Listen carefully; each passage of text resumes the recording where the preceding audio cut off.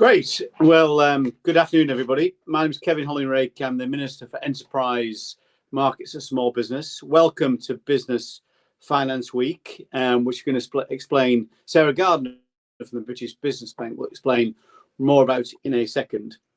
But in terms of this particular conversation, my short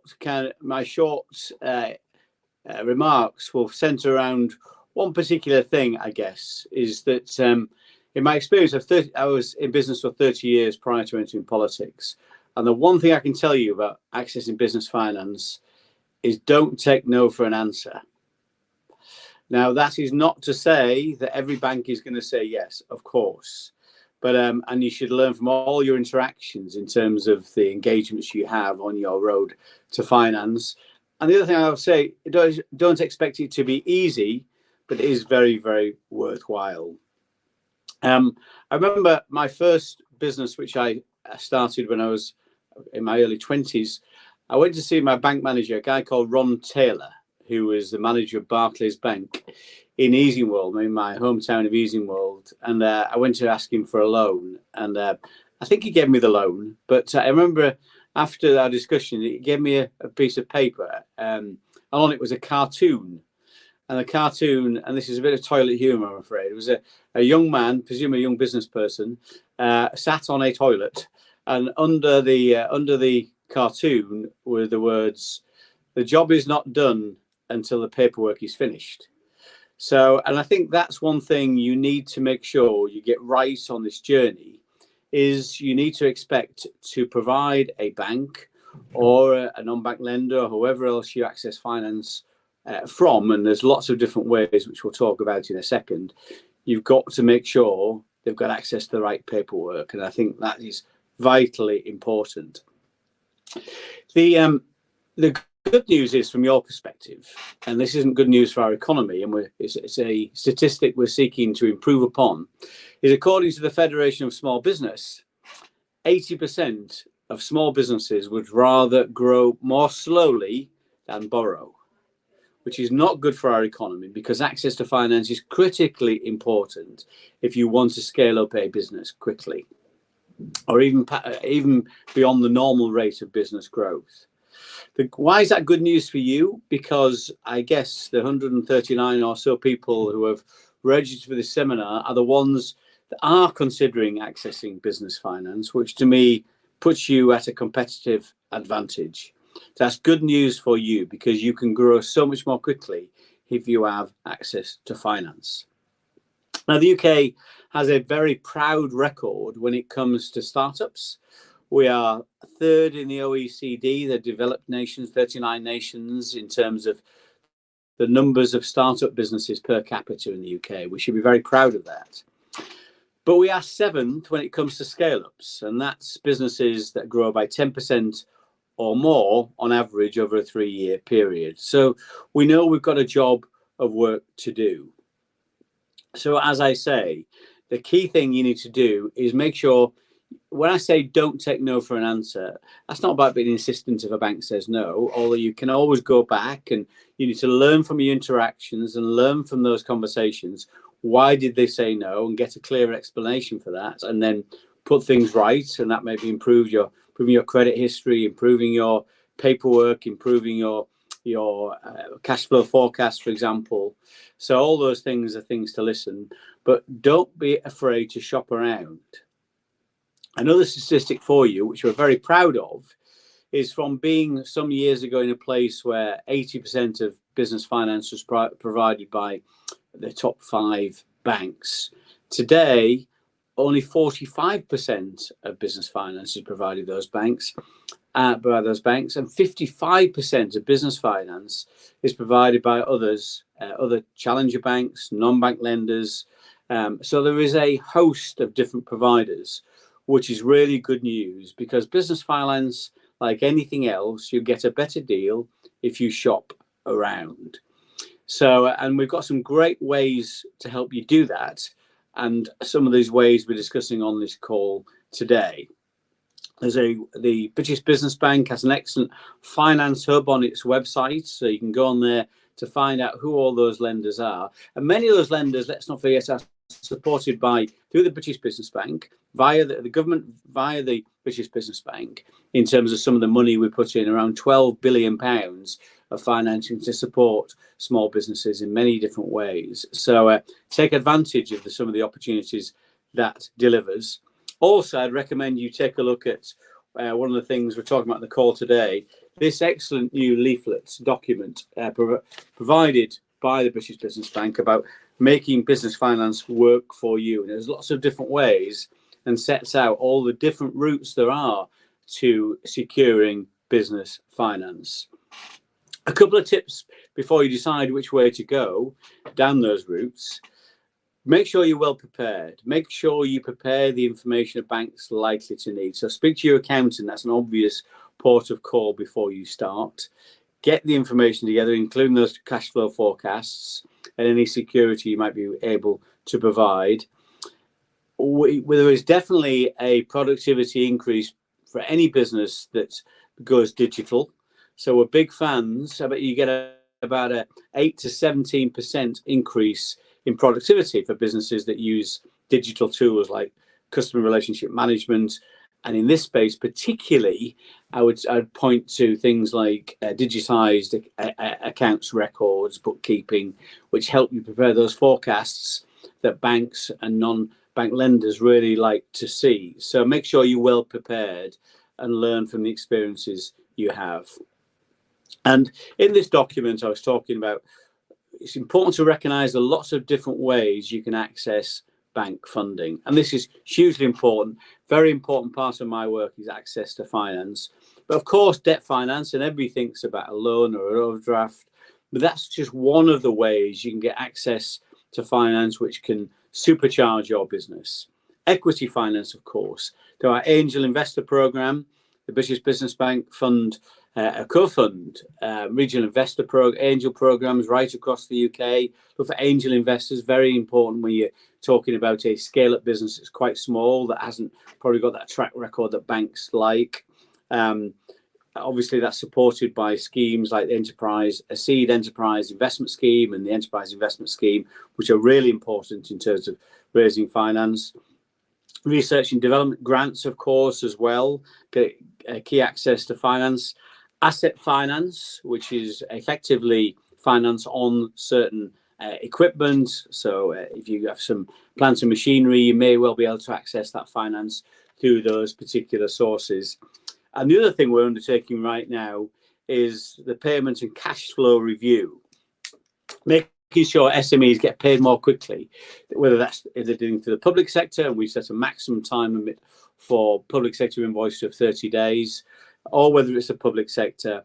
So we're trying to make it easier for you to get paid and put more requirements on big companies, particularly in terms of recording how quickly they pay their SMEs. But again, back to that digitization piece. If you use digital account software, you can get an easy plug-in for those things, which helps you chase your debts, helps you produce invoices and chase those invoices more effectively, which we know makes a big difference as well. And other ways, as you get bigger, the exciting things, whether equity investment through private equity, or indeed through an IPO or flotation, which is where our business eventually got to. There's lots of different ways to raise finance for your business. I know you're on a really exciting journey, and you're at a really exciting point in your journey. And our job in the Department of Business and Trade is to make it easier for you to do business every single day. I hope you feel that we're achieving that objective, but we know we've got lots of more work to do. Really interested to hear from Sarah now and the other contributors to see how we can make that difference we'd like to make.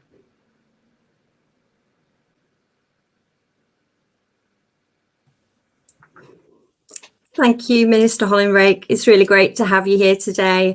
And there was some great bits of knowledge and advice there. I was always taught there's no such word as can't. So there were many things that I heard you say then that really, really did ring a bell with me. So it's great to have you on the webinar with us today. So today's webinar is, as Minister Hollingreich said, it's about preparing for external funding. This is part of Business Finance Week 2023. This is the second year that the British Business Bank has run this initiative, helping small businesses. I'm Sarah Gardiner. I'm part of the UK Network team. I'm the Insights and Strategy Director. And for those of you less familiar with the British Business Bank, we are the economic development bank for the UK, government owned but independently managed. Last year's pilot of Business Finance Week grew from initial idea of small collection of themed events to become a large campaign for the bank, with more than 60 partners reaching thousands of businesses across the UK. Today's event is one of 27 taking place across the UK. 16 are taking place in person and 11 are webinars. So please feel free, as Minister Hollingreight said, to have a look at what else is going on through the remainder of this week, and if there is anything there that you think may help you on your journey. But if not, we will be recording all these sessions and they will be made available afterwards. So we've got over 2,500 participants signed up across this week, but it'd be great to have some more of you sign up if you are free and available for the remainder of this week. So what we're going to do today, myself and Paul Sullivan, who's the Senior Manager in UK Network for the East of England, we're going to go through some of the key things that you need to consider when you're preparing to apply for finance. We will then go on to look at some further help and signposting, and we've just talked about some of them, such as the Making Business Finance Work for You guide and the Finance Hub, which has some excellent pieces of information on it. And then I'm going to do the second half will be to interview Jamal, who's the founder from Change Please. And I'm really excited to interview Jamal because he's got a fantastic story. So in the interest of time, I'm going to pass you over to Paul to do the next section. But what I should probably say, if you've got any questions, you may have spotted a box to just drop your question in the box and we'll attempt to answer those questions as we move through today's session. So thank you. I'm going to pass over to Paul. Thank you, Sarah, and good afternoon, everybody. What I'm going to cover off in over the next few minutes is around the preparation for finance. And I think, as Minister Hollingreight said in his introduction, there is a view amongst some businesses that they don't want to take on external funding and finance, and sometimes lack of preparation can play a factor in this. So what we want to try and do over the next few minutes is encourage people to look at and see how taking on external funding can really help their business grow. Next slide, please, Joe. And then on to the next one, please. So what I'm going to cover off over the next few minutes, I'm going to talk a little bit around debt finance. That's more of my background. I've been with British Business Bank 5 years, but prior to that, I spent 30 years working for a high street bank, predominantly working with small businesses. I'm also going to touch briefly on equity finance. There is a third strand to accessing funding and finance for businesses, which is the grants landscape, which again, Minister Hollingreight talked earlier. We're not going to cover that too much today, but there certainly is information through the Finance Hub on how some of those grants can be accessed. Next slide, please.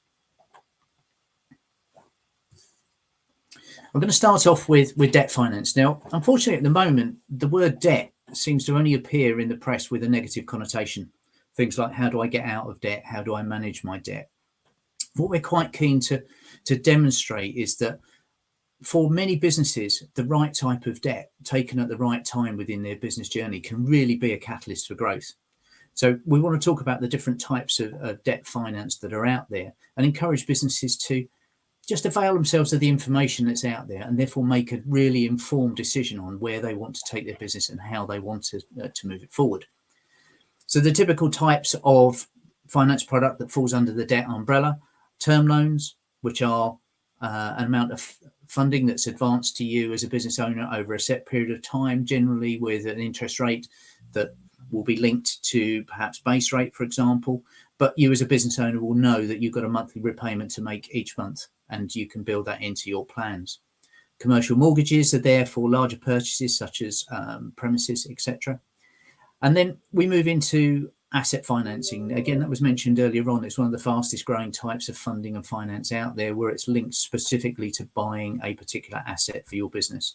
And this can be from vehicles, it can be equipment that you use within the day-to-day running of your business. It can also be used for things like solar panels to put on the roof of your business if you want to try and reduce your carbon footprint. You've then got flexible types of funding which sit there, which are overdrafts and invoice finance, very much linked to the type of business that you are and where your requirement for cash comes in. Next slide, please, Joe. If we're going to talk about any kind of funding, it would be remiss of us not to talk about the Startup Loan Programme. It's been mentioned already, but it's a hugely important part of what we do within the British Business Bank to encourage people to start their own business. It's a widely acknowledged gap that if you're a brand new business, that there's traditional types of funding and finance may not necessarily be there for you, which is where the Startup Loan Programme comes in. These are unsecured personal loans, which can range from £500 to £25,000 per key individual within the business. And they are absolutely there to get these businesses going, help them with some of the expenditure that they have in the very early stages. Now, it's accessible for anybody that's within their first 3 years of trading. And the trading piece is key, because very often sometimes people will register their limited company a couple of years ahead of starting. But if you're still within the first 3 years of actually trading and creating income, then the Startup Loan Scheme is absolutely applicable for you. And it's available for businesses in all types of sectors. But it also comes alongside some really valuable support. You'll be assigned a business mentor who will work with you for the first 12 months.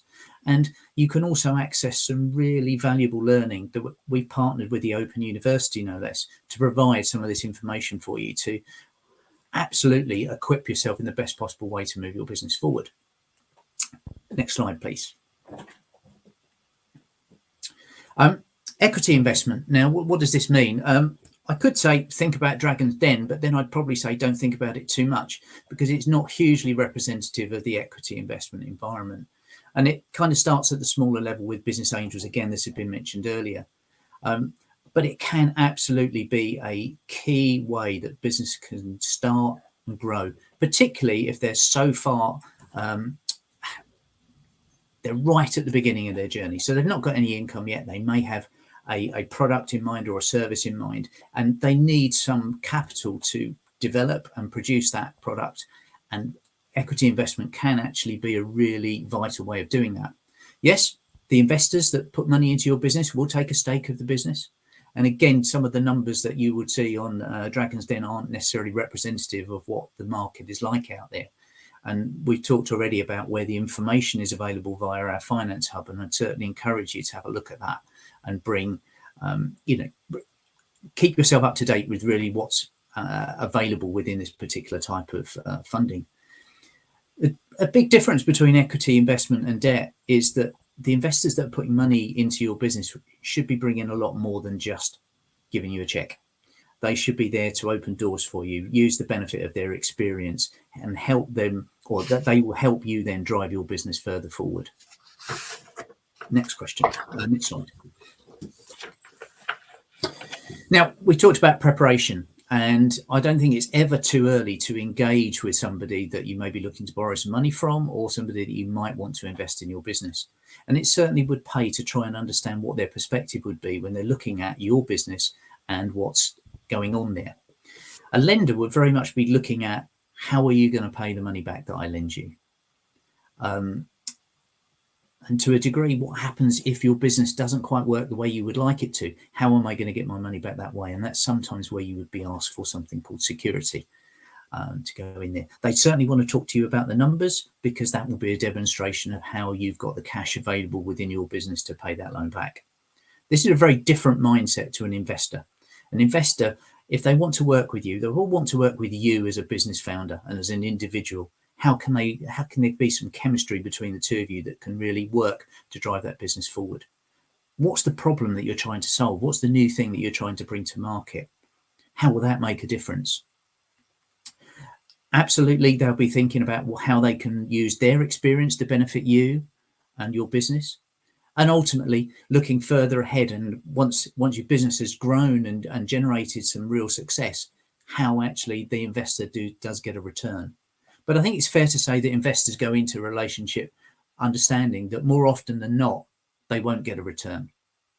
but very often they're driven by the excitement and the thrill of actually helping small businesses and move it forward. Very often they've been businessmen themselves and have gone through that journey, and it's great that they want to share their experience. Next slide. Whichever type of funding you're looking at, having a plan, whether it's something that you put down in paper or whether it's something that you just have in your head that you can talk about and talk to on regular intervals, is absolutely key.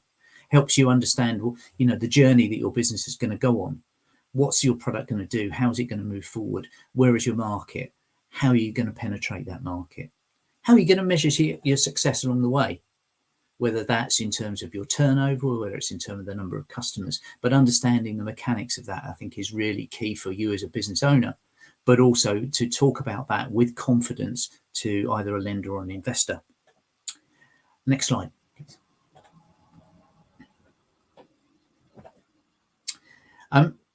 Part of this plan will undoubtedly be around the financials, to look at how your business is going to go forward. Any investor or a lender will want to know how you're going to use their money.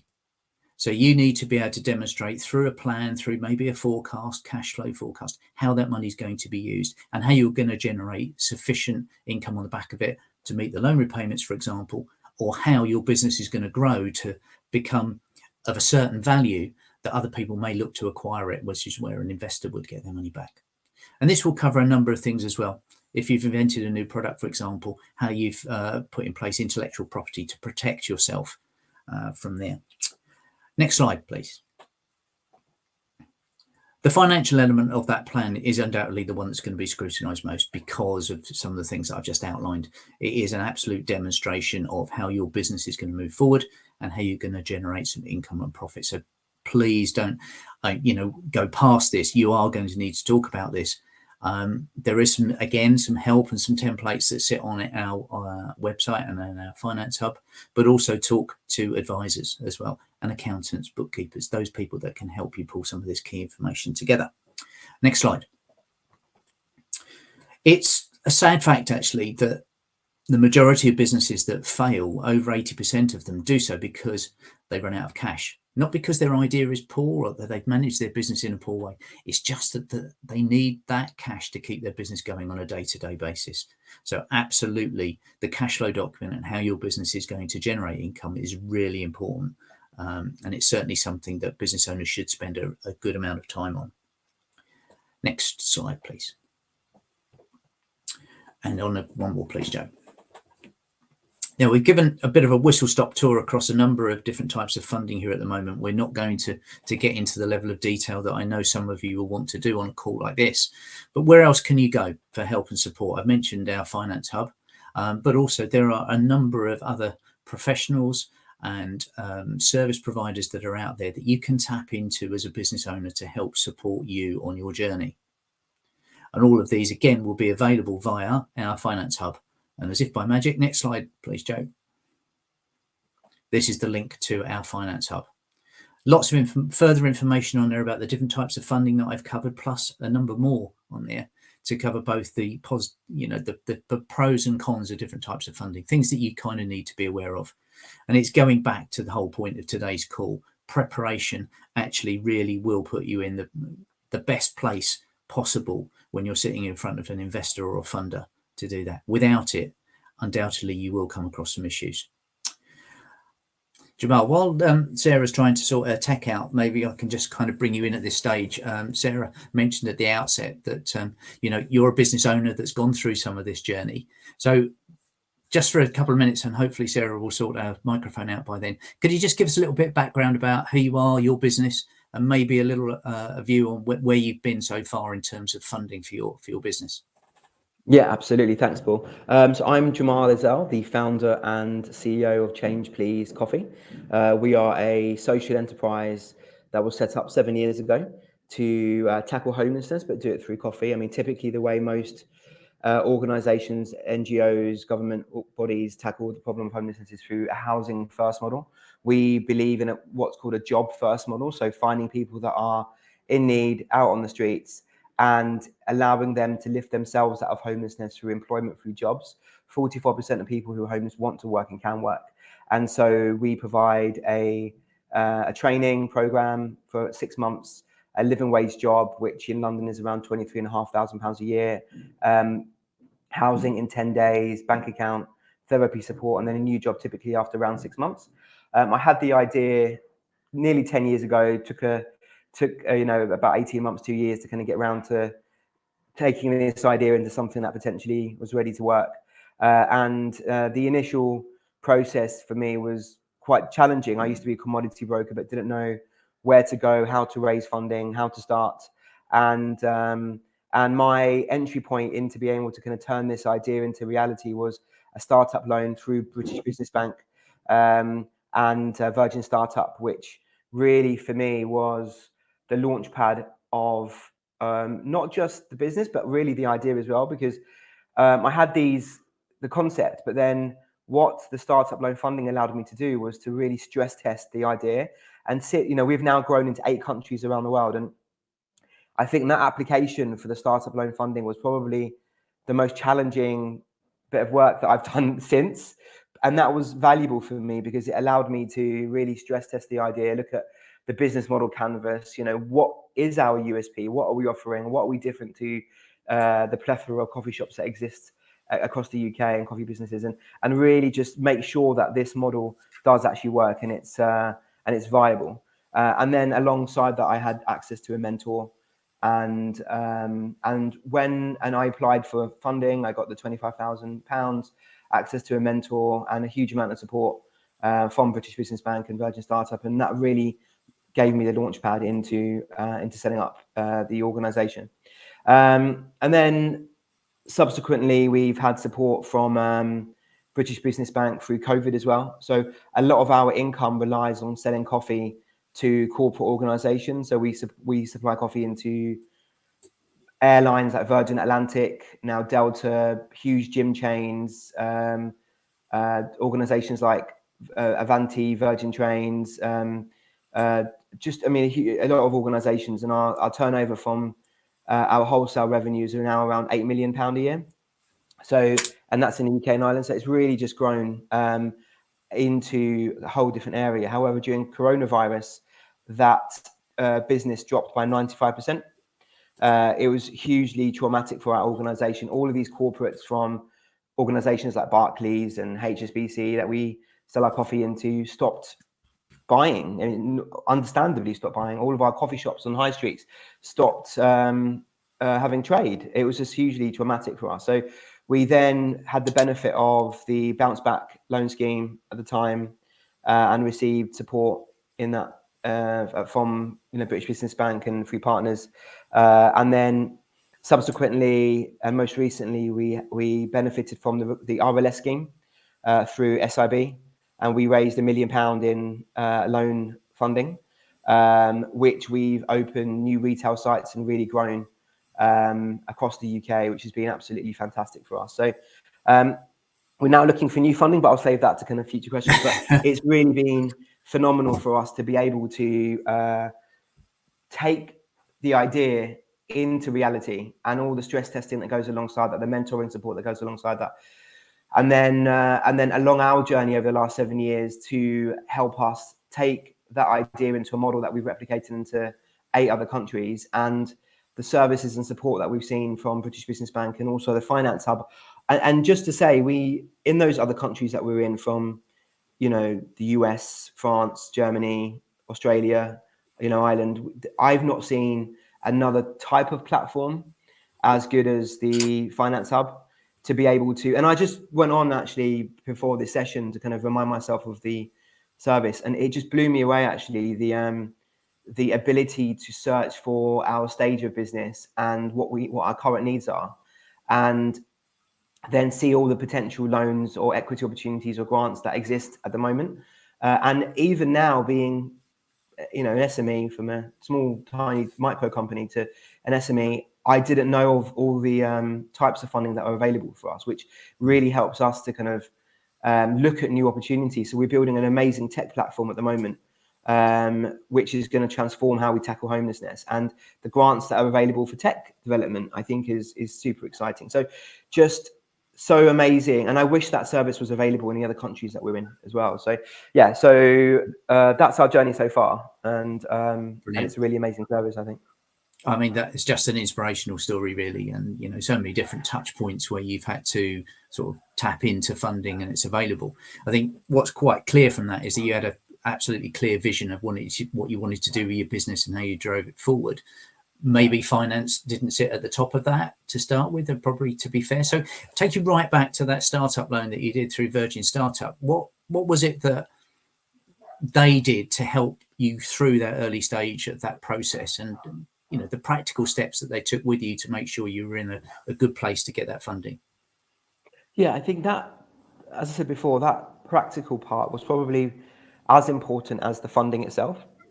You know, it didn't have any money, so we need that funding. But to be able to make sure that that funding was best used correctly, to look at everything from marketing to USPs in the marketplace, to how we are going to brand and market and communicate and manage our cash flow and our P&L, all of that was vital to make sure that that money was actually well used and repaid. So that process for me was great. It meant that we met with the team at Virgin Startup in their offices in Paddington and explained our business. And of course, they were incredibly supportive. But then the access and support from a mentor, and I would say that I would advise people that, you know, even if you're only looking for a small amount of funding, I would still go through that process just for the practical learnings about your business, but then also the access to a mentor.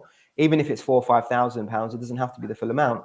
But that access to a mentor is absolutely invaluable to kind of just get started and and it allows you to stress test your business, give you access to a new network of people and a new also community of people who have been in the same situation as you starting up at the same time. And that for me was, as I said before, as valuable as actually the money itself. It's a really great example of this old adage of, you know, spend time working on your business rather than just working in your business, because it helps you, you know, draw on experience from those that are around you, whether it's somebody that's officially there as a mentor or even your peer group. How was those? Was there a kind of a light bulb moment when you were having these discussions early on around what type of information you needed to provide? Go, oh, I didn't realise that. Didn't realise how important that was. Absolutely. I think it's a key element is really planning cash flow. As you were saying before, Paul, it's, you know, cash is king, the old adage. And for me, it was, okay, we've got a great idea. We've got money in the bank. We're profitable, but where are there going to be pinch points? Where are there going to be challenges? What potential risks are there coming up, which you haven't thought about, that you might need a kind of a cash injection, which might then take money out of the business for later dates. So now we've got just an absolutely incredible CFO who, you know, manages not just monthly, but we've got cash flow projections, you know, 2-3 years in the future, which is just completely managing our. And I'm not great at that. It's not good for me, but that's where on that startup process, a really vital piece of advice for me is really understanding, doing a self audit and understanding what you're good at, what you're bad at, and then bringing people around your business to then be able to kind of, whether they're paid employees or mentors or giving you support through a third party like Virgin Startup, where they're able to kind of help you fill those gaps of your knowledge. And finance isn't one for me, which I'm naturally skilled at. So having those people around you, both from an operational perspective and a finance perspective, is invaluable to make sure the business is viable. But that for me was a great learning, you know, doing that self audit. There's a lot of pressure for founders to have to do or be able to do all things. And it's just too much pressure for an individual. And doing that self audit, so you take your pressure off yourself to make sure that you're doing the things that you're great at and doubling down on those areas, but bringing people around you who are good at the parts you're not, I think is really useful. Yeah, I think this principle of recognizing where there are some development areas and the bits of your business that you do need to tap in and get some support and help from, I think is really key. If you play to your strengths all the time, it kind of will just push you down one particular road. So you talked a lot about your further funding journey. How has that experience for you as a founder changed as the amount you're asking for maybe has gone up? The type of funding has changed. Are there some principles that are the same, or are there things that have changed? I think the principles are similar in terms of it's just a lot more risk. You know, if you're asking for 1 million, as we've done in the last couple of years, and we're now about to start raising funding for 10.5 million for property purchases and tech development and international expansion, further expansion. You know, you need to make sure that everything you're asking for is well thought out. It's rigorous. You've planned it to the penny. You've developed milestones. You've thought about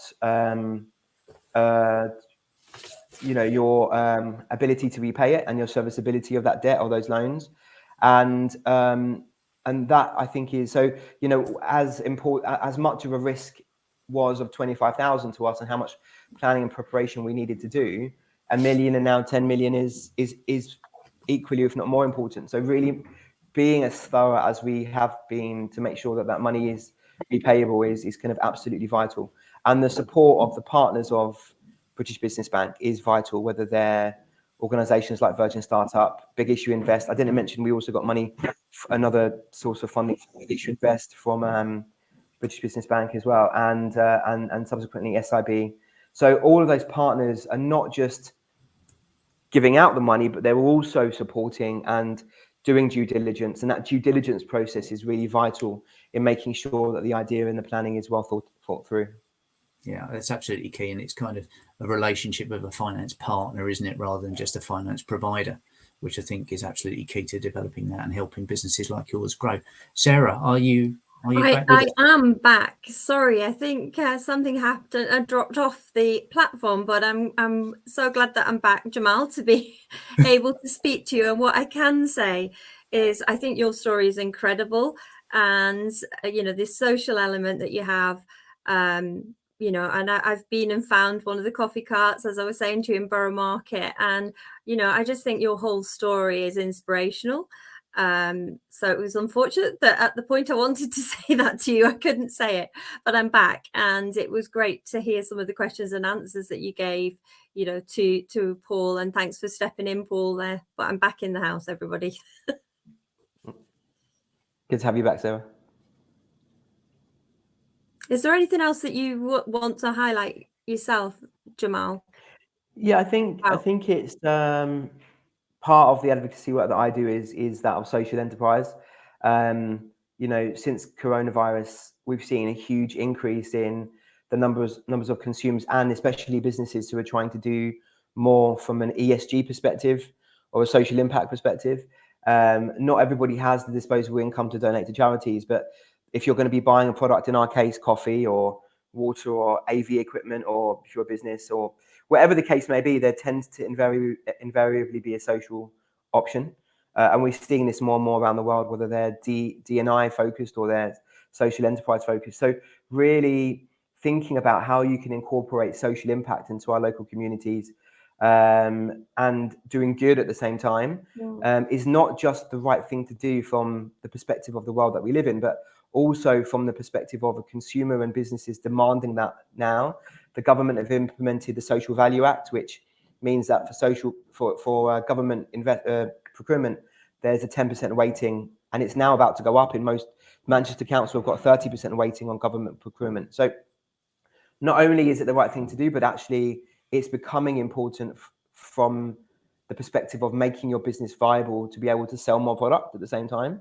And so it's a win-win. You're doing good for the world we live in, but you're also able to sell more product and make more income, more profit. So I just want to kind of be a voice for social impact, social enterprise, and get organizations to start thinking about how they can weave social enterprise into their business models.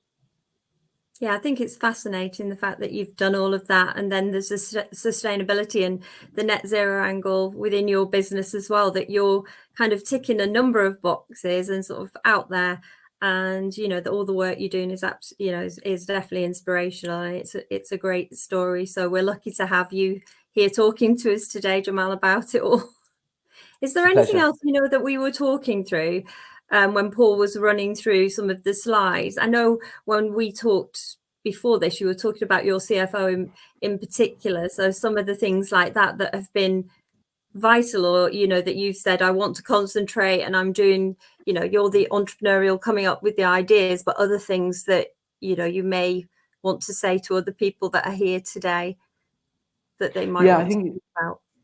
I think it's that point around not feeling like you have to, as a founder, have to know everything and do everything, and taking those pressures off your shoulders, understanding what you're good at, doubling down on those areas, and understanding that there's so much support around us from government, from business, from organizations like yourself. And we're so lucky to have that support in the UK. And as I mentioned before, in comparison to what we see in other countries that we're in you know, without wanting to alienate countries like the US and France and etc., who do so much already, but we've just seen, and maybe we know where to look. Maybe that's the answer, and it's better signposted. And but the focus on entrepreneurialism and developing a business, I think, is so ingrained in the kind of the British psyche, that having the support around us to be able to know which direction to go, I think, is absolutely vital. And the work that the government are doing, British Business Bank are doing, I think, is vital to help us grow out of the problems that we are seeing at the moment, you know, in terms of GDP growth and cost of living crisis. You know, the way we fight out of that is through business and entrepreneurialism, in my mind. So if we can do that through a social enterprise tint as well, and kind of lens, is I think absolutely vital to kind of tackle the GDP growth that we need, but then at the same time the social challenges that we're facing as well. Yeah, no, great answer. It's an amazing story, and thank you for freeing up your time. One little sneaky question at the end before we move on to the closing: is there anything that, you know, happened along the journey that you would say, oh, I wish that didn't happen as well, that you just want to call out whilst we've got other people listening as well? Coronavirus, perhaps, would be yeah, no, that's probably the obvious one. 2 to 3 year blip. But I mean, yeah, I think it's you know, from our personal perspective, the perception around homelessness, I think, is really important. You know, we're not just looking at people who are lazy, who don't want to work. You know, there's so much opportunity for individuals, and I think wasted talent in people who might be out on the streets, who might be on, some cases might be on universal credit. And I think it's just changing the perception of those individuals to see the opportunity in them where they can work and want to work, and creating opportunities in normal day business. I mean, we supply coffee, as I mentioned before, into companies like JP Morgan, we're the main coffee supplier for Google in Europe, you know. So it's all these organizations want to provide opportunities for people. It's just changing the perception of the people that we are supporting, whether they have disabilities, mental health issues, they've got autism, whatever the issue is, you know, they're homeless. Changing that perception is vital to then them being seen as a workforce development opportunity in the communities that we live in. So yeah, I think that change of perception, I think, is really important. And for us as well, having our current CFO, cash flow issues are always a problem within organizations. And having the right people around you to be able to manage your cash flow and your future P&L, I think, is absolutely vital. And that was a big learning curve for me. I spent a lot of time trying to be that CFO, and I was failing. And some of the other businesses I set up did fail, but fortunately having the right people around in these businesses that we have has been invaluable for us. Thank you. It's been a great interview, and thanks for Paul to stepping in earlier, but to both of you, you know, it's great to hear this story. And, you know, as somebody who's been and tried out the products there, I'm encouraging more people to do the same, because, you know, what you've achieved is inspirational. And thank you very much, because I know you're very busy, to have freed up your time to join us today. We really appreciate it. It's a pleasure. Thank you. So we're now coming towards the end of today's. So I don't know, have we got any questions? Lorna's been managing the questions in the background. Is there any that we have got in the chat, Lorna, that you want to ask me? Yes, there's somebody asking where they can find some more information about equity. You can, well, what I was going to mention is today we've kind of done a more shorter version of what we're starting to do at the British Business Bank and part of UK Network. we're trying to build on the education and awareness piece. So we have a session, we've done 2 so far, and there will be a 3rd one that's going to launch sometimes in the next few weeks. So I'd encourage everybody to watch out for that and, you know, join that session, because we'll be able to give you a bit more detail around some of the equity options and things that you can consider. And also, you know, looking at things like the UK Business Angels Association site and having a look around there to see what information is out there that might be a support. Because I think many people, as Paul touched on, you know, you think about angel investing, sometimes people are just straight to the Dragon's Den situation, and is it like that? And, you know, there is an assumption, and obviously the backdrop is very difficult at the moment, that there is the friends and family cash that's out there to help startups as well. And we know, obviously, we appreciate that that isn't the case for everybody. And there are some entrepreneurs out there have these fantastic ideas and they just need the cash and support. And that is where us as the British Business Bank and others, you know, try to help support some of these things and look for some of the options. So I'd very much encourage anybody who's listening in, if they want to listen to the more detailed investor readiness piece that we're doing, to join the next session. And throughout the year, we'll be considering and taking feedback of what else is out there that you would like from the team, and trying to build some more webinars and sessions to support you on that journey so that you can understand it. But yeah, it's a great question. Okay, the next question is about the guide that we mentioned earlier. That's the Making Business Finance Work for You guide. Now, unfortunately, some people are having trouble getting it from the resources tab. So what we're going to do in a moment is we're going to try and push that out to you all. So aside from that, you could refresh your page and that should pop up again now for those of you that are having problems. And the next question is, somebody is looking for a business mentor.